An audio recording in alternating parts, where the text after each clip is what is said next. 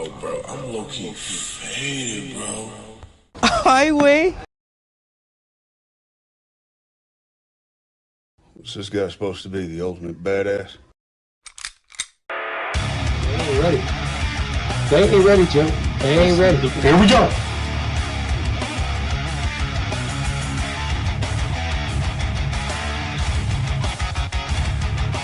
I'm gonna go out here, guys.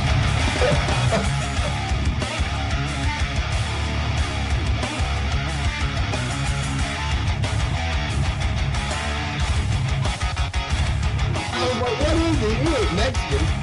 What is that? I love you a little bit, though, so I dig a little deep in there, right? But, yeah, he's got that. He did that.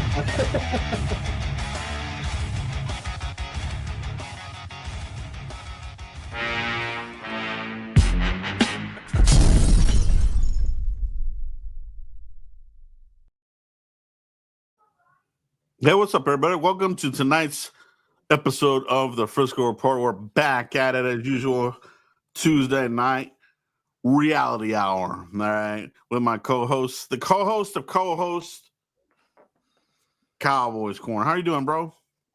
What's going on, you guys? Joe, what a week. Wait a few days to digest it, Joe. We'll talk about it. I can't wait to tell you how I feel about this thing. Yeah, a tie, bro, a tie. So we'll talk a little bit about the game. It's already Tuesday. We're looking ahead, but we will talk about it. So you guys can kind of get our views where we're at. But the title of the thumbnail: where are we through 4 weeks? What do we know about the Cowboys through 4 weeks of the season? And what can we expect the rest of the way, Mike? So let's touch a little bit on the game first, Mike. We'll touch on it briefly here. Ends in a tie, shootout, 40-40. Cowboys in another high affair here with points and no defense, Mike. What was your overall take on it? This game, dude, when they went up 13-0, I had flashbacks of 2023. When we got the block extra point and we scored 2 points, I texted our group chat. I said, "This is the only 2 points we're getting the whole game." Yeah. Then the fans, they went 3 and out, and the fans started booing. Then the defense got a good stop, a rare stop. All right, limited edition stop, and the offense started clicking. So any fan that goes to AT&T Stadium or road games, boo Schottenheimer and his offense, and it wakes them up. All right, remember that, because once we started booing him in that stadium, things started clicking. He opened up the offense more. Dak was taking more shots upfield, and it could be because it was 13-0. I don't know. All I know is they booed, and he reacted. So. But when you look at the defense, Joe, and you look at not being able to stop anybody, you see it, right? It's not good. I mean, that's why Chicago was able to get on you. Dak in this offense stays off the field longer. This defensive coordinator either needs to leave or switch things up and swallow his pride. Tampa 2 is not working, Joe. No, it's not. And then it's not. They have to move to another scheme, I think, in the offseason. You guys know where I'm at on that. I think it's time to bring back the 3-4. I think the 4-3 has been a failure. And you definitely can't come back with Eberflus. Mike, let's say you do stick with the 4-3. You got to go with a 4-3 guru, all right? You need to go get you like a Gus Bradley, maybe somebody from the Dan Quinn tree, right? Like a Gus Bradley. He would be that type of dude. Go get somebody from the Bills staff. Very stout defense. You got to look for somebody that has been getting groomed, and he would be a DC, all right? But They got to change it. It's not going to be Eberflus, man. We're already 4 games in. It's the same all. Oh, we're going to simplify the defense. Remember this crap? And then there were some of these creators were they fell for the bait. Oh, this is how we're going to win. We're going to simplify this. We're going to substitute this guy, and it's going to be all roses. Get out of here with that crap. Dude, if you don't have it together, bro, by this time, you're in big-ass trouble, bro. Like, there is no simplifying the defense. Same thing for the offense. These are red flag indicators. When you hear about this, that means you're desperate, right? And the Cowboys are desperate right now, Mike. The defense is atrocious.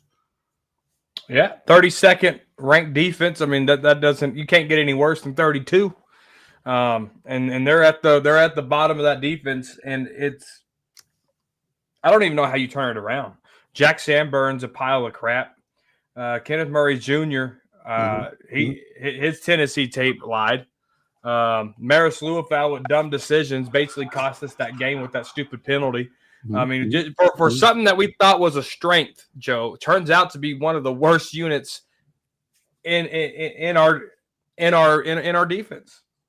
Yeah, no, Eberflus doesn't have control of the defense. You know, I mentioned 1 week it's the line looking like crap. Then it's your linebackers. Next week is going to be your secondary. But it's a whole failure across the board. You know what I mean? The front. Kenny Clark to me is the only guy that is being consistent. You know, and making anything happen. He had a couple of flash plays by Osa early on in the game. Izaraku had some nice tackles, but he's still not getting to the quarterback. That's what we need him to. We don't want another DeMarcus Lawrence where, oh, the war daddy, but then he just stops the run. Like, not that crap again. Give me a pass rusher, bro. So, you know, we got to get after the quarterback. The scheme isn't it, Mike? And it's not good, Mike. The game was very bad against an opponent that we had them. You know, I thought we could actually at one point in the game. I was like, we could actually win this game, bro. But then the defense just couldn't come up with the stop, man. And that's what we needed. We needed that stop, whether that was in overtime, before overtime. You know, and it sucks because whenever the last drive, when Dak hit Pickens there on the left side of the field and Pickens did the spin move and ran it in for a touchdown, I said, we scored too fast. We scored way too fast because now they gave an opportunity for this defense to show their butt cheeks again, and that's exactly what they did. And then when this new overtime rule sucks. Like, if you're going to mimic the playoffs. You can't have ties in playoffs. So don't just give us so they have a chance to score. It means it's pointless. You only get 10 minutes. If you at least play the entire overtime quarter, make it 15 minutes. Whoever comes out on top out of that 15 minutes, the game's over in the regular season. Don't put it as a tie. It's stupid. It does nothing for the game. It does absolutely nothing for the game, Joe.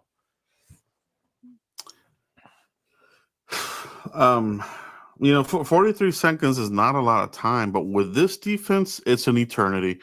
Basically, you're going to have to leave 5 seconds on the clock to win the damn game. You give a team 20 seconds, 15 seconds, they're going to get down on this defense and get in field goal range in minimal time. And that's what these guys did in 43 seconds.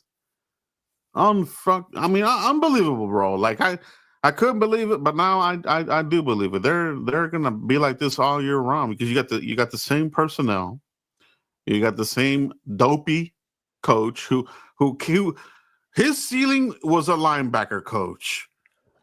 You know, defensive coordinator. Oh, what do you do with the Colts and the Bears? Still not. Just shut up about it, dude. He's not good, bro. He wasn't good. I didn't like the hire and. What can you do, bro? They did everything last minute, so they have to do. They made their bed with this. You know, they waited to the last minute to hire Schottenheimer as a head coach. So then you have the leftovers of your defensive coordinator. You know what I mean? So they put themselves in this corner, and now they're paying. You know, they're paying dearly. Yeah. Through 4 games, Mike, I got to ask you, what is the one thing, and it could be the defense. You just say whatever you want to say. What is the one thing you know about this Cowboys team through 4 games? What is it? I know that their safeties are just as bad as the defense entirety. I think they're a big problem. I talked about the linebackers earlier in the show, but Malik Hooker going out. Malik Hooker sucks. He got injured. Y.A. Thomas moved to strong safety. Donovan Wilson moved to the free safety spot. It looked a lot better. Malik Hooker is a big crutch in this defense. Now, we could figure out how to get linebackers in here. Now, Shamir James, he showed something, a little something, but that was his first game as a rookie, right? So he's still trying to learn and get things underneath him too. So I'm going to give him a pass for that performance and see how he plays if they give him an opportunity next week. But we got to get different players in here. Now, Clowney, there are some plays where he looked slow, and there are some plays where he had a high motor.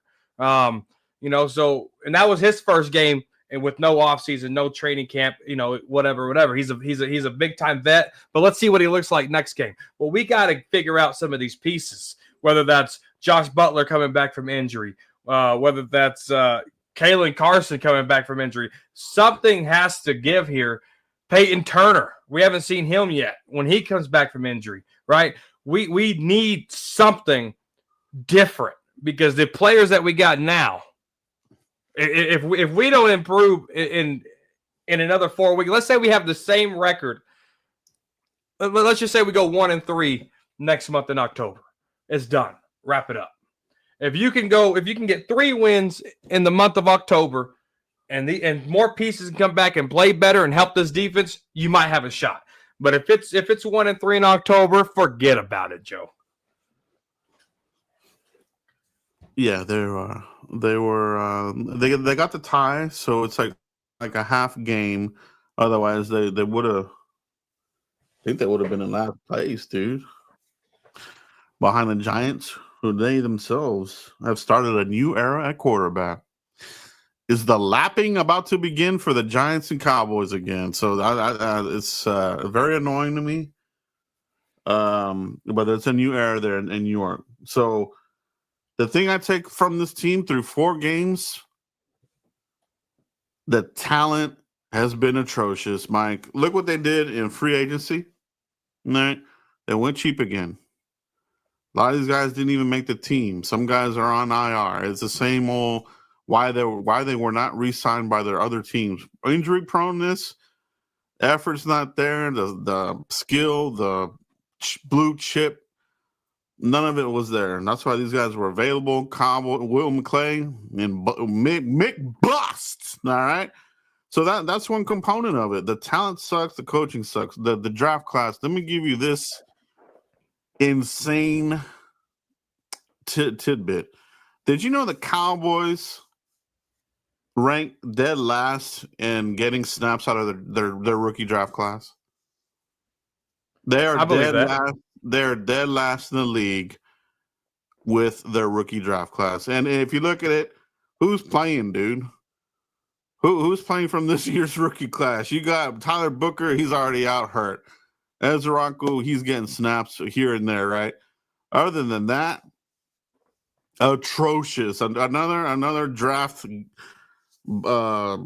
gift by McClay, and in the year before they were at the bottom 5. So this whole notion of the draft is killing this team, dude. Coupled with really bad free agency, this is why the defense is so bad, Mike.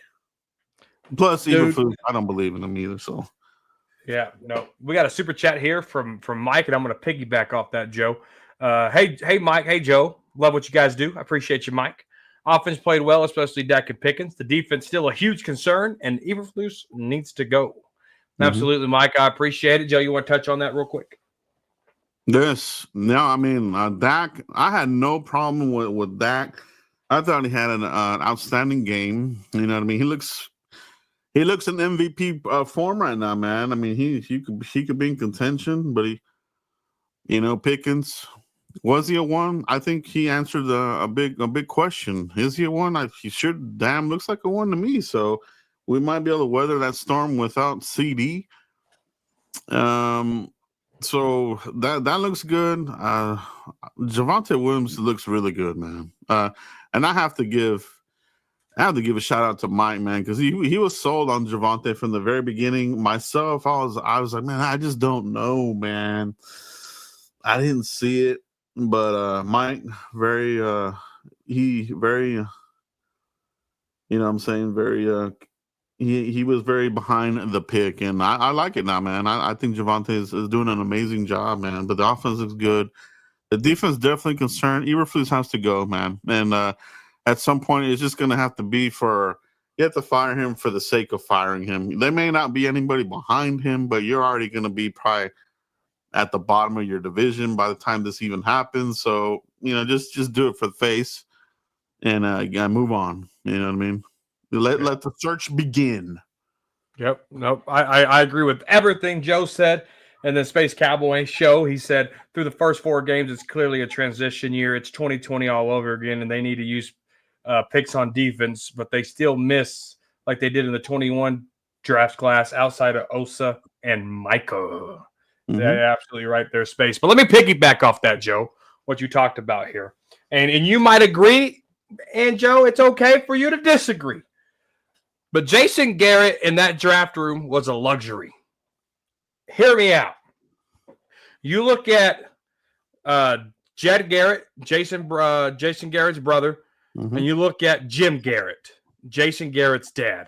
They were in that building day in, day out, scouting players, guys like Romo, Miles Austin, right? Scouting those guys. Troy Aikman, Jim Garrett scouted Troy Aikman, for crying out loud. Jason Garrett inherited some of that. You look at Jason Garrett's draft class and the influence that he had, including persuading Jerry Jones to go draft Dak Prescott, right? Dak Prescott kind of fell in our lap. Let's be real. We could have had Paxton Lynch. We could have had that Connor kid. Dak Prescott fell in our lap. Let's just call it what it is. Jason Garrett's influence, Joe, is missed in that draft room. Mike McCarthy was never part of scouting. Mike McCarthy was never part of draft selection in his previous years of coaching. Brian Schottenheimer, the exact same thing. Jason Garrett carried a big stick in that draft room, and there was a reason why, because it was in his DNA. Jason Garrett is missed, Joe. No, honestly, dude, I agree, because he was around championship teams, so he knew the makeup of what a championship locker looked like, type of players they want. He wanted, he got a lot of heat for the right kind of dudes, you know what I mean? But it just felt like they hit on better quality players more often. Outside that 2009 disastrous draft class, their draft classes had significant players from them. Here with McClay, he's riding the coattails of Zach Martin, the Johnny Manziel kerfuffle, right? And then steadily just getting worse and worse and worse. You're looking at draft classes that have been totally on within the last. I mean, you have a recent draft class like the 20. I forgot. You and I were talking about it. Maybe it was like three drafts ago. That it's like nobody's even here anymore. So not good. I think a lot more people are getting hip to this. There needs to be a change there, and the scouting and this sort of thing. It just needs to happen, bro, because what they've been doing isn't working now. It's going the wrong direction. It's going the wrong way. And I agree with you, bro. It's trying. I want to bring somebody else in with that same mentality. Go get you maybe somebody from another organization that is good at getting these types of talents. Maybe somebody from San Francisco, Green Bay, the Ravens. Somebody of this nature, like a national scout. Bring them over here. Jumpstart the system. All right. Right. No, we need it, Joe, because when we talk about they're wasting talent, they keep wasting talent. It was all Jason Garrett's talent that they're wasting. And then that's just what it is. Yeah, I agree. Shout out to Space, man. Appreciate you for joining, bro, and for putting your 2 cents in there, man. Appreciate Yes. you. Appreciate burning on that like button if you haven't already. Mike, 3 through people. 4 games, we're there, and 1-2-1. We got who is it next? The Jets. Jets. And Jets, the mobile quarterback, always an issue here lately for the Cowboys. So, and also, Aaron Glenn and Ben Johnson are starting to really put their thumbprints on their organizations, right? The Bears are on a roll here. The Jets, they're feisty, and these two guys, they come from the Bill Parcells tree, Campbell, Parcells, tough nose type of dudes, right? So, you need that. It's got to come from your head coach, and I think that's helping these two teams out. So the Jets, it's gonna be a tough game, bro. And I think that's on the road, right, Mike? Yes. Yeah, it's Cowboys at the Jets. It's a noon game. It's a noon game in New York, so it shouldn't be too bad. But yeah, man, looking forward. So what we know right now, and looking ahead here, is it going to be more of the same, Mike? Are they going to have to just weather this Eberflus defense and see, where they come out, or does Jerry go and make a crazy trade and use one of these first round picks on somebody? Like, what's your gut feeling? Do you have any fears as far as like what is up ahead here for the Cowboys? I don't think they would use a first round pick, Joe. How the Cowboys going to look at this is they already have 2 picks in the first. So I can see the Dallas Cowboys giving up a second round pick for a player. And they'll say that our 2 firsts is our first and second pick. So we already don't have a third because of Pickens. And so I can see them trying to mortgage off that second round pick to go get somebody. Now, there was a couple of names that I've seen. Wolin, I think he was with the Ravens or the Raiders, one of them two. And then we had the guy the longtime Saint, Cameron. And then there was another name in there that I can't remember. But there were some rumors floating around on those 3 guys' names. But are they going to risk it for the biscuit and use their second round pick? Maybe. It all depends on how Jerry really views it. Jerry has came out and said this is a playoff caliber team. Jerry already came out and said Schottenheimer has his guys ready to go on offense. So if he's looking at this and he's looking at the number 1 offense in the league, Jerry's going to say, we need to make tackles. Because that was another thing Jerry said on the radio on 105.3 The Fan. He goes, we have to get better at tackling. Yeah, there it is. Wallen is from Seattle. Thank you, North Carolina's biggest fan. But man, they got Jerry. Jerry will figure something out on how to trade for a player. He did it with Amari. I don't know if he'll be that big of a player, but he will figure something out because I really feel Jerry really believes that this is a playoff team. This is delusional, bro. Now let's just play devil advocate here for a second, Mike.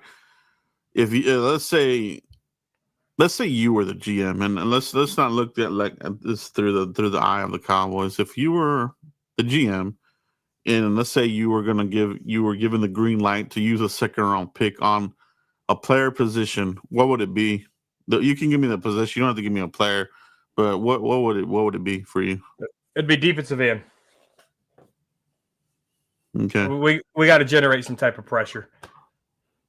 Yeah. Yeah, pressure is not there. Would that be them admitting that they messed up trading Micah though? Like would it be too much for the Joneses to admit a little bit of a mess up here and be like, if we trade for a defensive end, we're kind of saying that we messed this thing up by giving away Micah. Like, do you see it that way, or do you think they just be like, oh, whatever? Well, I don't think so, because Jerry knows how to spin things. He would say, well, we value this guy more than we did Micah because of the contract. That's how Jerry will spin it. It'll be a guy with lesser hit on the cap, and that's how Jerry will spin it, word for word. To me, if I were to go that route, yeah, I think 1A. No, I'll say it like this. I think edge rusher would definitely be at the top of my list as well.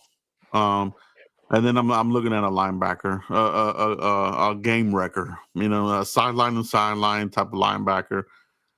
Overshown, putting a lot of eggs in the basket, bro. This guy had 2 back-to-back destructive injuries to his knees. Those no guarantee he's going to have that same speed, that same athleticism. That's hoping for a lot, bro. You know what I mean? And if it was Dr. Cooper doing those surgeries, forget it, bro. He won't be the same. We've already seen that. So hoping and wishing, there's something to it, but there's also reality, all right? And for me, and like you said, Mike, or a game wrecker at linebacker, bro, like a Sean Lee, a Ray Lewis or somebody like this. And maybe you can't get that first, second round pick, but you could get somebody close enough. And then in next year's draft or free agency, supplement that. The linebackers got to be improved, bro. I'm like you, dude. I thought they were going to improve. And here's the problem, Mike. Training camp does this to fans every time. They sell you on the bull crap, the Kool-Aid. Jack Sanborn, he's from the Bears and crap. He was a backup with the Bears. People thought that Sanborn was a starter in this and that. He was a backup rotational guy here. He should not be starting here, bro. He should be a rotational guy, not a starter, man. Terrible. Yeah, it really is. Kenneth Murray Jr. had me fooled. Cowboys gave a 5th round pick for that. Mm-hmm. Another trade was Kier Elam. He was my 2025 preseason Warrior Award winner. Just never translated to the regular season. The guy looks completely the opposite of what he looked like in the preseason. Yeah, man, he's this year's Simi Fehoko Award winner. Yeah, every year there's that player, bro, and I think it's time to really remember this when camp comes around next year. I've been trying to say it little by little, but we got to remember it, bro. Everybody watching now and on the replay, when camp gets here, take everything with a grain of salt, man. You know what I mean? Because that's all it is. These guys supposedly had amazing camps. Nothing bad could be said about these guys. Get here the regular season, paper mache. They look like crap, dude. So, yeah, bro. No, we got a couple of super chats here from Mike. Sam Williams, Elam, Mozzie are wasted roster spots. And then the second one says, I really hope Pickens and Aubrey gets extended soon. Yeah, let's go back to that first one there. Man. Yeah, Sam Williams, bro. This guy, I wouldn't even put him in rotation. He needs to be deactivated. This guy just completely sucks, dude. James Houston has to get the majority of the snaps moving forward. You can give him a breather here and there, but Sam Williams needs to be not on the field, bro. This guy is very, very prone to giving you penalties and extending drives to turn into points, and it's crazy how bad this guy is. He's one of the dumbest players on the team. Elam, you said it, Mike. Mozzie, bust to bust. No, you know what I mean? Like that's he's nothing, bro. That's a terrible pick there.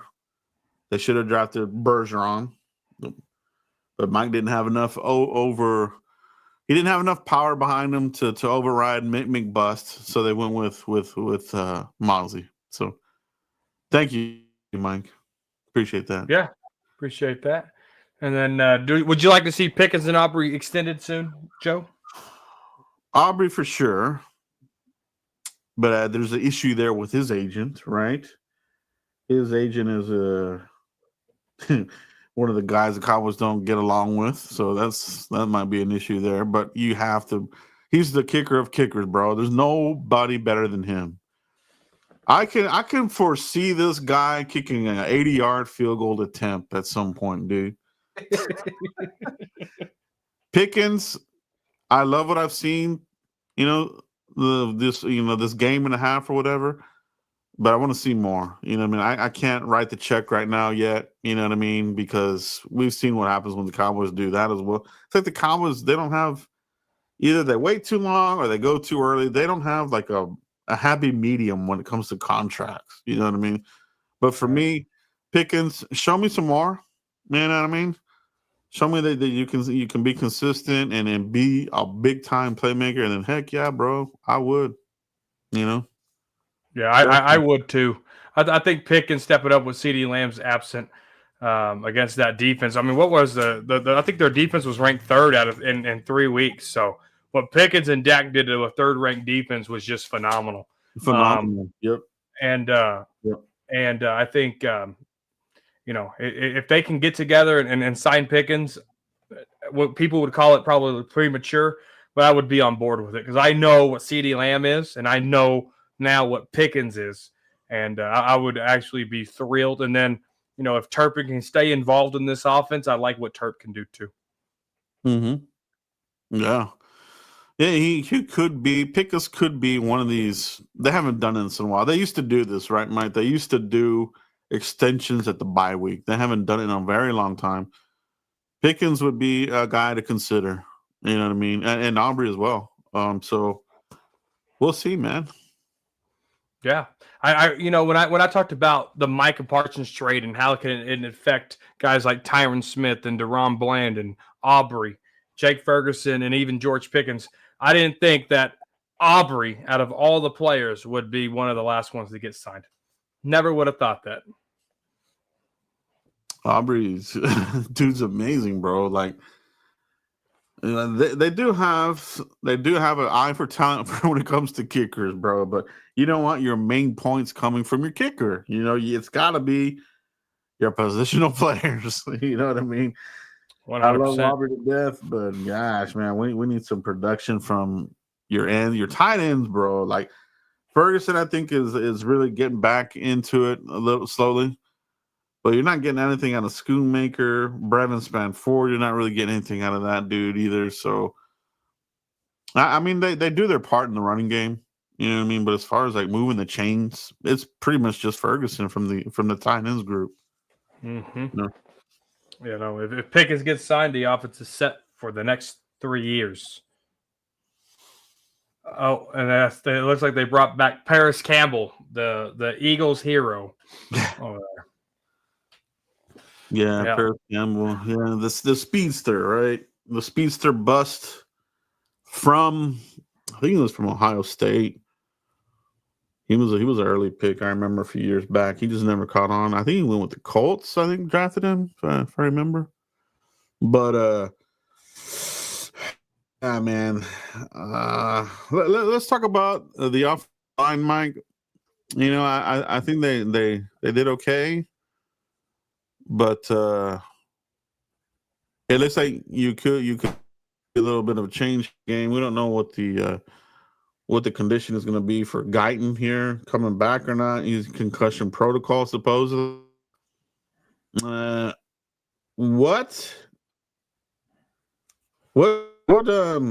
have you liked what you've seen from Guyton? I think if we're comparing last year to this year, I think there has been, and I said the same thing about Mozzie, so take this for what it is. I think there's a little improvement there. And the reason why Mozzie's improvement for me was better was because he had more snaps last year, right? Obviously, more snaps didn't translate for Mozzie at all. And so that's why I said it's a little better because he's getting more reps. And maybe just maybe he'll get his feet underneath him, never transitioned. With Tyler Guyton, I think in the run game, it's almost like Terrence Steele, almost night and day. His run blocking scheme is great, but his pass blocking scheme, he leans too much. He doesn't. His arms are like T-Rexes. He just doesn't do what he's supposed to do with those arms, man. And Tyron Smith was supposed to train you. I don't understand how that doesn't translate. Duke Merriweather is helping you. Tyron Smith is helping you, and you still have some inconsistencies in your pass blocking game. Blows my mind. It blows my mind.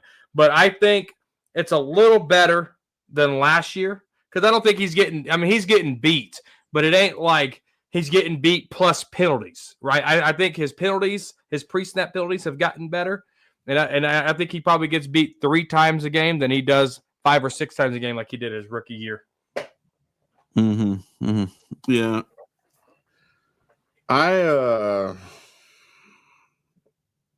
I'm not a fan, bro. I'll just be quite honest. I made the prediction and I didn't want it to come true, bro. But I said he would tap out because he had the issue with getting beat, and he tapped out with a concussion. Supposedly, was it real or not? Who knows? But he had to get out of there. Nate Thomas, I like the work that he did there. Honestly, I would like to see him, moving forward. And then maybe you look at something here at the bye week with the Guyton and Steele. I think that could be the move for me. You got to find out, man. You got to find out what's the better spot for Guyton, because you're getting into that territory where he's not too good at left tackle. Was his ceiling low? Can he get better? We saw Manny Weathers comment in the offseason that, yeah, he could play better, but it's all up to him. Is it a mental thing? Does he not have the hustle to improve? Like, it was kind of cryptic. Remember that one? So I do wonder about that when I see things like this. Yeah, you're right about the arms, bro. Like the long arm, you should be able to keep these guys at arm's length and, maul some of these dudes. And they're just, yeah, I don't know, man. Like, I want to see something there. But Terrence Steele, this guy, he's bad, dude. A liability in the passing. He's going to get Dak hurt, man. So, and he stepped out for a little bit, I think they benched him. Yeah. I think they benched Terrence Steele. Nate Thomas took his place. Then Tyler Guyton got the concussion. So Terrence Steele had to come back in the game. And Nate Thomas moved to left tackle. So that's an interesting development that I don't think no one's talking about. It is, man. I think they're Terrence Steele. No bueno, bro. No bueno. Would they get it? Would we get a look at Cornelius getting more snaps in practice here? I wonder if we're going to read anything about that. Maybe that's coming up. You know what I mean? How much better would he be? Would he look bad? He's a rookie, right? So rookies, they have their issues, but Terrence still just looks slow out the gate, man. Like he's always chasing blocks. He reminds me of Lyle at the end of Lyle's career. Lyle at the end of his career was always chasing blocks, leaning, getting beat, bad feet, bad sets. This is where Terrence Steele is for me right now. Like his technique. Is it the injuries that have taken away from some of that? Could be, but he looks replaceable, bro. Yeah, 100%. Yeah, 100%. And shout out to Joe. Not only did he call Tyler Guyton tap it out of this game, but he had an offseason video talking about the offensive line, and it was a thorough breakdown of every player. He got TJ Bass and Brock Hoffman right to the T. You guys go watch that video and that breakdown on Cowboy Blog's channel. But shout out to TJ Bass and Brock Hoffman for stepping in there and picking up where these guys left off. They did. They did a good job, man, and they they had a good game, bro. I like what they did there. Yep. And Space Cowboy confirming the news there. I was correct. Cowboys corner was correct. Steele was benched. And the only reason he came back in was due to Tyler Guyton's injury. So that's a real interesting development, Joe, that no one's talking about. It's an interesting development because, the Jets, who we have next, they've got some young ends here. And I think under Aaron Glenn, they're going to get after Steele, bro. If he's starting, it's going to be a long day for him. You know what I mean? So we'll see, man. We'll see. That's the only thing I worry about the offense. Like we're able to answer whenever we're going up a defense that's compromised or not that good. But if we play a defense that plays a little bit more with stout and can stop us from scoring, we could see some bad outcomes. So we'll see what happens there. The offensive line is key. Let me ask you this, Mike. We saw that Miles Sanders got dinged up. Is this going to open the door for Jadon Blue? Right. I sure hope so, dude. I sure hope so. I mean, you just said it, Joe. Our rookie class is the lowest in snap counts. You got to see what you have.